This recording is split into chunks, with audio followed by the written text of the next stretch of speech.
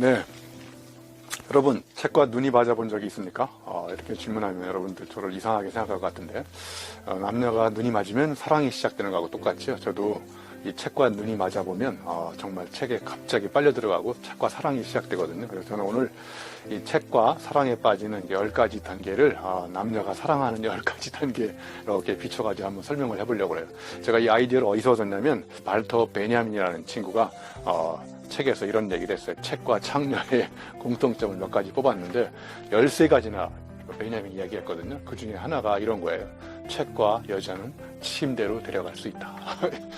그런데 보통 책을 침대로 가져가서 베개로 베고 자는 경우가 많은 것 같아요.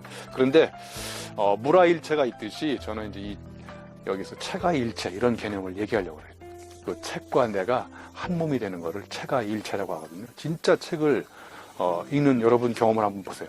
누가 와서 뭘 건드리거나 이래도 책 속에 완전히 흠뻑 빠져가지고 읽게 되잖아요. 그래서 이 책과 사랑에 빠지는 단계를 제가 한 10단계로 나눠가지고 통째로 흡수한 다음에 책이 내 몸을 관통해서 강력한 흔적을 남기고 가는지 이런 얘기를 하려고 그러는데 여러분 정말 기대가 되지 않습니까? 예, 제가 처음으로 유튜브를 성인용 콘텐츠를 찍고 있거든요. 예. 자, 첫 번째가 이제 그 전희 단계입니다. 전희. 사랑에 빠져서 애간장이 타는 순간이에요. 여러분, 이 전희 단계에서 책과 사랑에 빠지는 단계를 제가 몇 가지를 나눠서 한번 설명을 드려보려고 해요.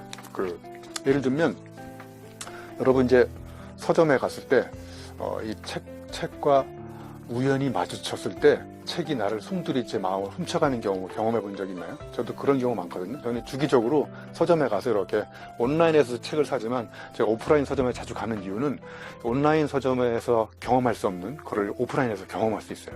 왜냐하면 오프라인에 서점에 가보면 이렇게 책들이 신간 매대에 이렇게 누워 있잖아요.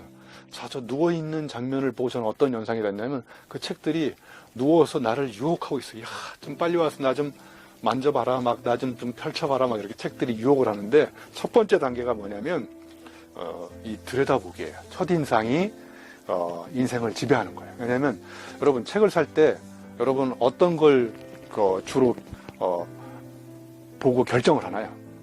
제가 보기에 책 표지일 것 같아요. 표지하고 제목.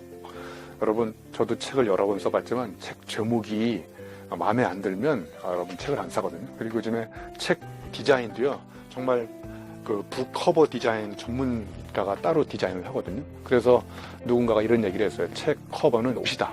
왜냐하면 책이 생각하는 모든 것들을 이 책 표지에다가 이렇게 옷을 입었잖아요. 이 옷을 어떤 옷을 입고 고객들을 유혹하는지에 따라서 얘가 책을 사는 거예요. 첫 번째 책 단계가 바로 들여다보고 나서 꽂히면 이제 책을 사는 거예요.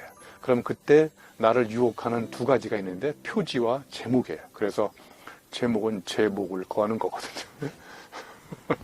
자, 그러면 이제 두 번째는 이제 제목하고 표지를 봐서 이제 마음에 들었잖아요. 그러면 이제 이 사람이 이제 제목과 표지 다음에 두 번째 단계는 이제 거들떠보는 거야. 이게 마음에 들어. 딱 꽂혔어. 그러면 이제 두 번째 단계는 어떻게 할까요? 자, 제목을 다시 한번 음미해보고 첫 장을 딱 넘겨서 저자도 이력도 보고 그 다음에 이제 또 뭐를 보냐면 저 같은 경우에는 목차를 봅니다. 목차. 제목과 표지 다음에 목차가 이렇게 쫙 보는 순간 목차가 내 목을 차버리면 그때 이제 또 한번 빠지는 겁니다. 그래서 순식간에 이 목차를 훑어보면 이 저자가 어떤 내용으로 이 책을 나를 끌어들일 것인지 이런 것들을 한번 결정할 수 있는 것 같아요. 그래서 첫 번째 표지, 제목, 그 다음에는 이제 목차를 보고 나서 그 다음에 또 뭐를 보냐면요, 프롤로그를 봅니다. 프롤로그. 여러분, 독자를 잡아들이는 가장 강력한 방법은 프롤로그를 읽고 독자를 유혹해야 돼요. 저는 프롤로그의 존재 이유는 뭐냐면 독자로 하여금 프롤로그를 읽고 눈물을 흘리게 하거나 감동을 받게 해가지고 다음 단계인 카드를 긁게 만드는 게 프롤로그예요. 그래서 프롤로그는 무조건 눈물 나지 않으면 다시 써야 됩니다. 물론 이렇게 얘기해놓고 제 프롤로그도 골치가 아픈 프롤로그도 많이 있거든요. 그래서 아무튼 두 번째 단계는 거들떠보기입니다. 자, 이제 세 번째 단계는 훑어보고 이제 뼈대만 추려가지고, 자, 그러면 정말 마음에 들었잖아요. 이 책이 제목, 표지, 프롤로그, 그 다음에 저자의 그 독특한 이력, 이런 것들이 나를 완전히 빠뜨리게 만들었거든요. 그러면 이제 세 번째 결론은 카드 긁는 겁니다. 자, 그럼 마음에 들었어요. 바로 이제 사람은 물건을 훔치면 범인이지만요, 마음을 훔치면 연인이 되거든요. 이 책이 나의 마음을 송두리 훔쳐갔어요. 그럼 그 다음 단계는 뭐냐? 이 책을 카드를 긁고 이제 은밀한 장소에 가서 혼자 조용히 얘와 같이 둘이 시간을 보내려면 서점에서 계속 보면 안 되거든요. 얘를 카드를 긁고 산 다음에 조용히 데리고 와가지고 이제 둘이 오붓한 시간을 보내야 되는데, 그 시간이 바로 어떤 시간이냐면 카드 긁는 시간입니다. 그래서 저는 마케팅의 정의를 이렇게 내렸어요. 마케팅은 카드를 긁는 마술이다. 아무리 선전하고 좋아도 독자가 물론 현금 주고 사는 경우도 있지만 카드 긁고 책을 안 사가면 저자는 실패한 거예요.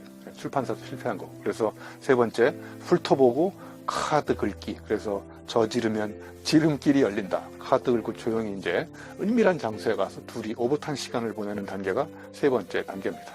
자, 그러면 이제 네 번째 단계는요. 제 단계가 이제 눈여겨보기예요. 그래서 눈여겨보면서 어떻게 해야 되냐면 이제 이런 질문을 던져보는 거예요. 도대체 저자는 어떤 메시지를 가지고 이 책을 썼길래 나로 하여금 카드를 긁고 여기까지 데려오게 만들었을까? 도대체 저자는 이 책을 통해서 나한테 던져주고 싶은 핵심 메시지가 뭐였을까? 도대체 저자는 이 책을 통해서 독자들한테 하고 싶은 말이 무슨 말일까? 이런 질문을 던져보면서 이제 조용히 이 책에 대해서 은밀하게 살펴보는 시간이 이제 네 번째 눈여겨보기예요. 여기까지 네 단계를 거치면 드디어 이제 전이 단계가 끝나고 본격적인 이제 체가 일체가 되는 과정으로 빠져들기 시작합니다. 자, 그 다음에 이제 여기서 잠깐 제가 감동적으로 읽었던, 정말 저를 유혹해가지고 은밀한 장소에 데려가서 둘만의 오붓한 시간을 보냈던 책이 한 권 있었는데, 그 책이 뭐냐면 잘나라 기도하는 두 손놀이라는 책이 있어요. 그 일본 작가가 쓴 책인데, 이 작가가 이 책에도 이런 말을 해요. 당신은 책을 읽었는가, 읽어버렸는가? 당신은 책을 읽었는가, 읽고 말았는가? 여러분, 읽어버렸다는 얘기는 읽다가 버린 게 아니고 너무 재밌어가지고 한 번에 다 읽었다는 게 읽어버렸다는 거예요. 어떤 사람은 읽다가 버렸냐고 이렇게 얘기하는 사람이 있어요. 읽고 말았다는, 읽다가 재미없어가지고 마른 게 아니라 쉬지 않고 빠져들어서 읽은 거를 읽고 말았다라고 그러거든요. 예? 그러니까 이제 이 차가 일체가 되는 과정은 저는 두 가지 포인트가 있어요. 책을 읽고 말았거나 읽어버렸거나. 예? 자, 그러면 이제 다섯 번째는 이제 본격적으로 이 독자는 저자의 메시지에 농락당하기 시작합니다. 그래서 저는 독서는 저자의 메시지로 독자를 어루만져주는 애무라고 생각해요.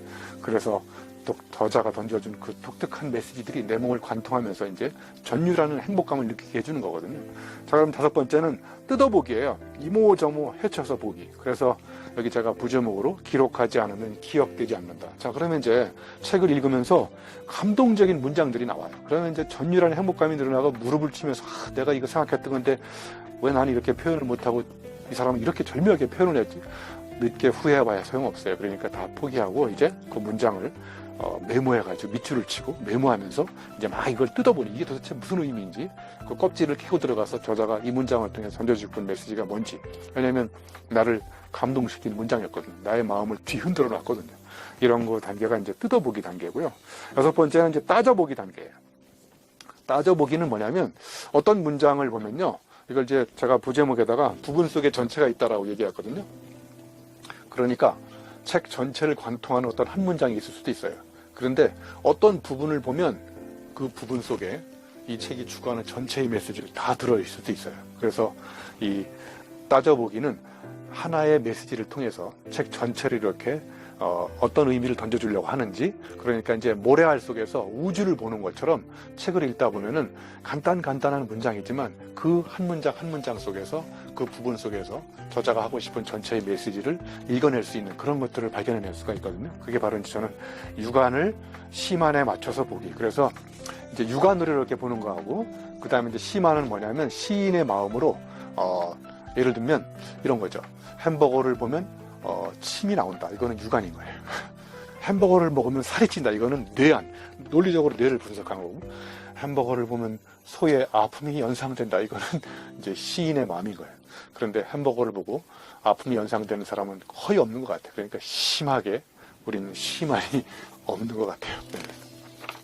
자, 이제 일곱 번째는 헤아려 보기예요. 헤아려 보기는 이제 책을 읽으면서 가장 중요한 게 이제 발췌하는 겁니다.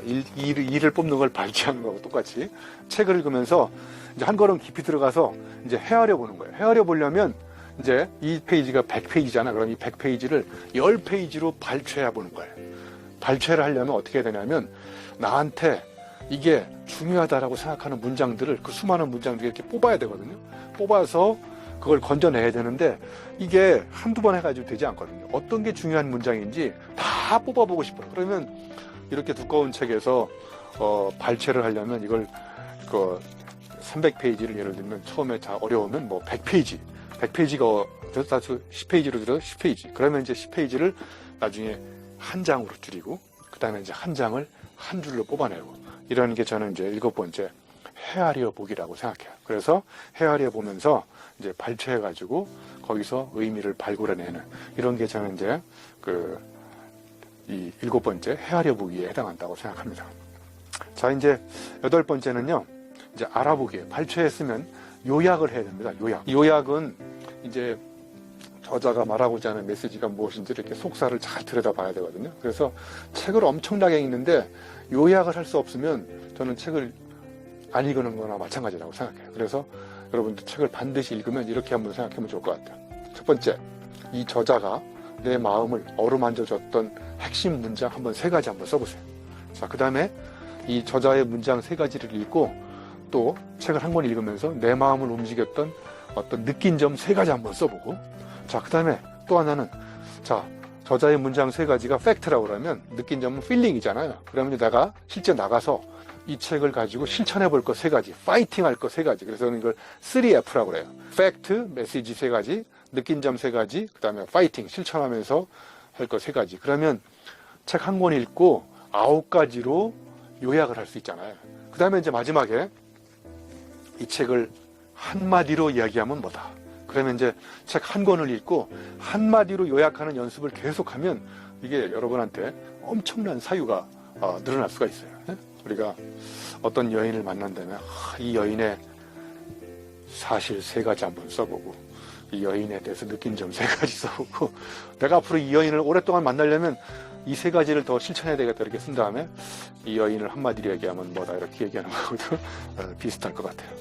자, 그러면 이제 책을 읽고 빠져들어가지고 막 밑줄도 치고 막 지지고 볶고 막 전투를 벌이면서 그 책이 내 몸에 관통해서 남긴 흔적도 써보고, 자, 이렇게 됐으면 이제 마지막 이제 후희 단계, 후회하지 않기 위해서 다음 책을 읽을 준비를 해야 되는데, 여기서 이제 굉장히 중요한 포인트는 책을 읽고 이제까지 이제 책의 저자 속에 빠져들어가서 허우적거렸잖아요.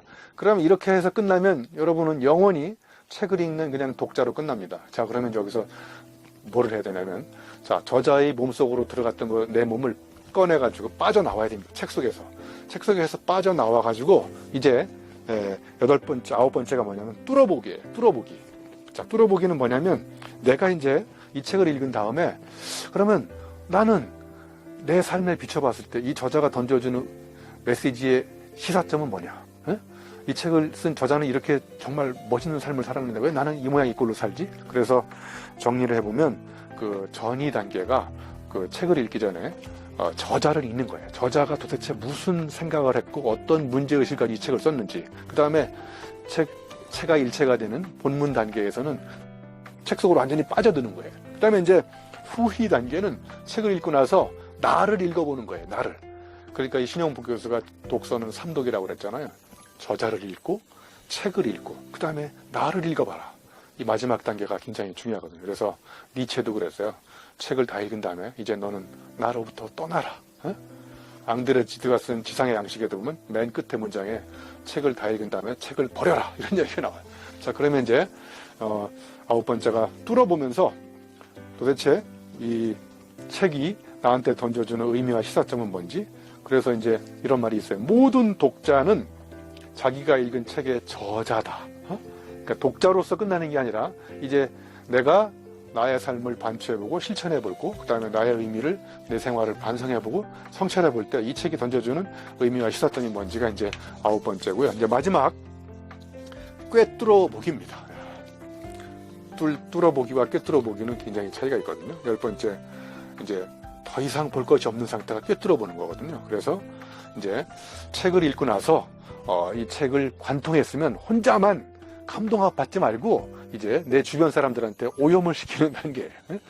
이 책 정말 좋았다. 그래서 내가 읽었던 책을 다른 사람하고 같이 가서 막 이야기도 하면 이게 책이 또 그냥 읽고 끝난 게 아니라요. 내가 2번 배우게 돼요. 여러분 한번 경험해보지 않았나요? 내가 책을 읽고 다른 사람한테 얘기할 때 책을 읽었는데 나한테 얘기하는 동안 이게 혀가 막 꼬이고 그러면 제대로 읽은 게 아니거든요. 그래서 저는 여기서 주고 싶은 또 하나 굉장히 중요한 메시지는 이 세상에서 가장 감동적인 선물이 뭔지 압니까?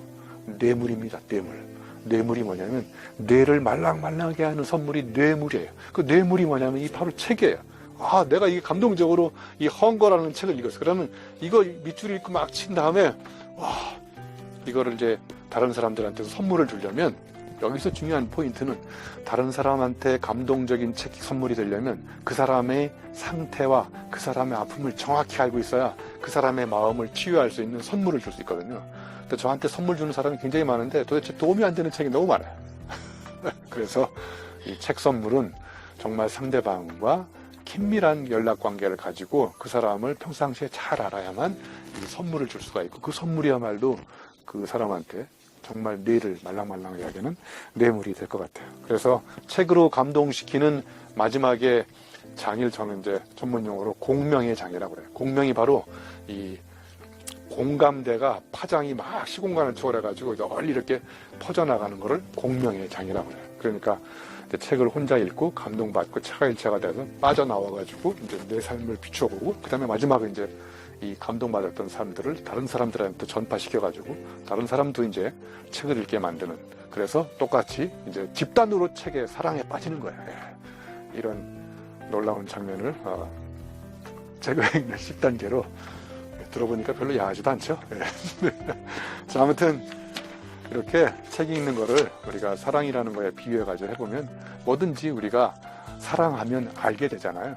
알게 되면 더 이전 암과 전혀 다른 삶이 시작되는 거거든요. 그래서 알면 사랑하는 게 아니라 사랑하기 시작하면 이전과 다른 알려고 하는 엄청난 욕망이 생기거든요. 마찬가지로 책도 여러분 제가 서두에 던졌던 책과 눈이 맞아본 적이 있습니까? 여러분 언제 우리가 책과 눈이 맞아본 적이 있을까요? 아마 경험해본 적이 거의 없을 것 같아요. 오늘 당장 서점에 가서 누워있는 책들이 여러분을 막 유혹할 때 유혹을 거부하지 마시고 카드 긁고 사가지고 은밀한 장소에 가서 둘만의 아름다운 데이트를 하시기 바랍니다. 네.